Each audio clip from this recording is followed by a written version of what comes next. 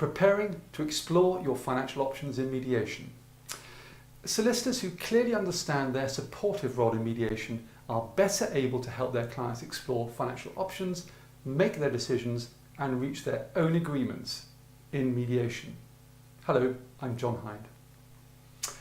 These solicitors also feel, less inclined to take responsibility for the direction of negotiations at each stage of the mediation process, preferring to play their part in preparing their clients instead for mediation. As a former solicitor and a mediator, I recognise only too well the natural tendency of some solicitors to feel the need to take responsibility and control in a process like mediation in which they may not feel in control of their client's decision making. Solicitors can be hugely influential on their clients' thinking, their approach, and ultimately their decisions, for good or for bad. With this influence comes an equally big responsibility to properly prepare you for mediation from a practical and a psychological point of view.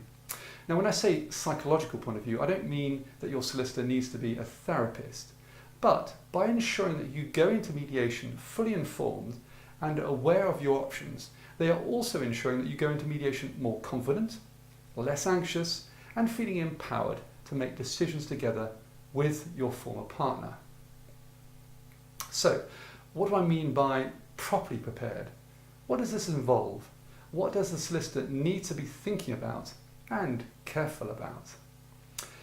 When I was practicing solicitor, advising my clients who had chosen mediation, I also considered whether what I'd said and did for them hindered or in fact helped them to go into mediation with an open, informed mindset and approach, ready to explore a full range of financial options from their perspective and interests, as well as the other person's perspective and interests, considering the separated family and children as a whole.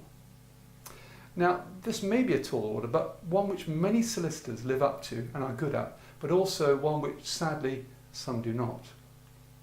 When watching this video, I mainly want to make you aware of the kind of solicitor's approach I believe is helpful. I believe that working together collaboratively with your former partner in mediation to find solutions and outcomes acceptable to both of you can be challenging at the best of times. So you need all the constructive help and support you can get from your solicitor. So, faced with an agreed open financial summary of all the figures from your first or second mediation session, what next? There will be things you want, of course, and things you hope for. There will be things, of course, you are concerned about as well, and there may be difficult emotions you're trying to manage in yourself, and perhaps a degree of rigidity and hostility from your former partner for you to deal with. These are all ingredients of a very typical mediation.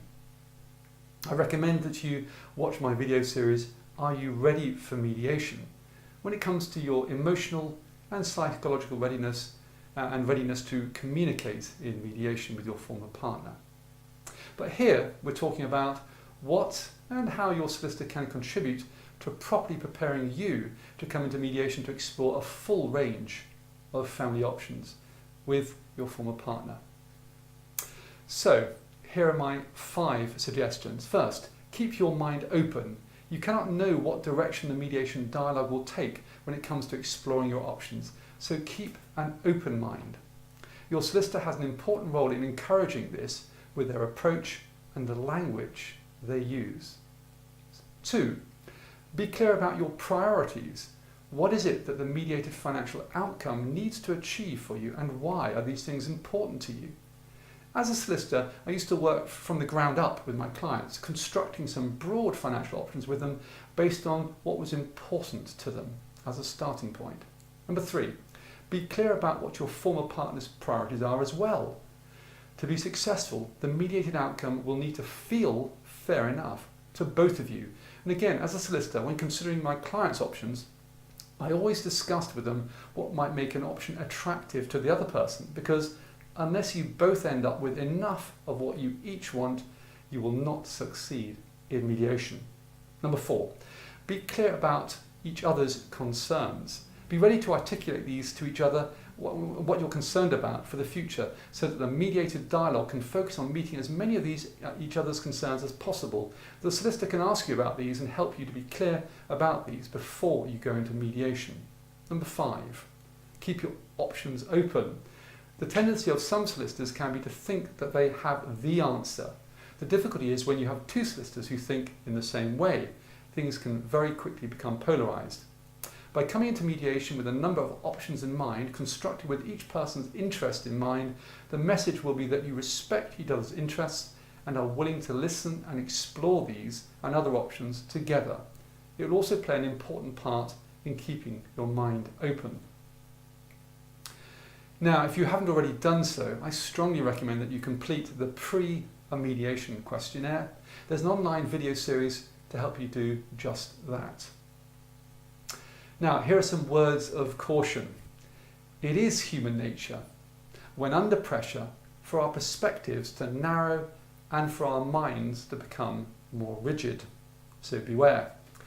It can feel comfortable having only one option which you and your solicitor believe is the right option, but ask yourself how you would feel if your former partner presented you with one option which had nothing in it to commend, or very little in it to commend itself to you, packaged in the message that it's my way or the highway.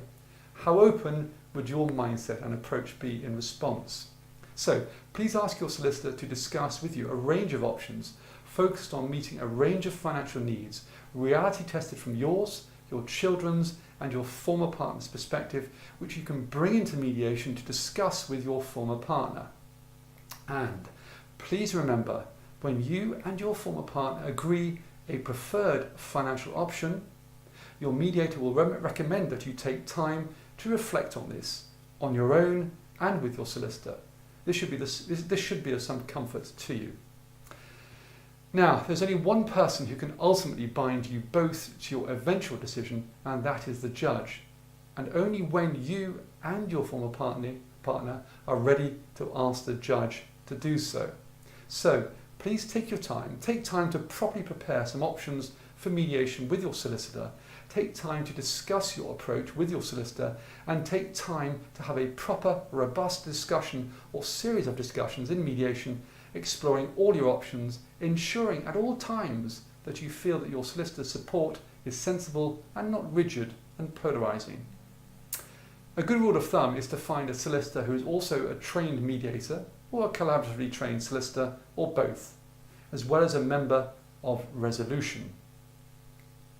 On now to the question of how your solicitor can help you to work with other financial experts in mediation.